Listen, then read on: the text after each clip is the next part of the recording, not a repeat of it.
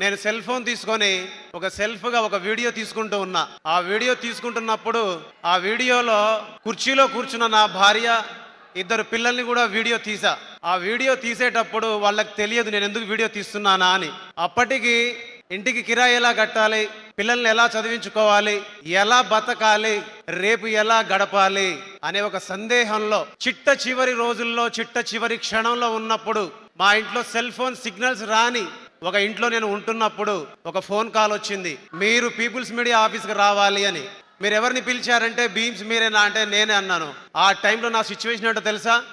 ఈ భూమి మీద నాకు నూకలు చెల్లిపోయాయి, నాకు జీవితం లేదు, నా భార్య పిల్లలకు కూడా జీవితం లేదు, అందరినీ కట్టగట్టుకుని ఒకేసారి పైకి వెళ్ళిపోదాం అని అనుకున్నాం.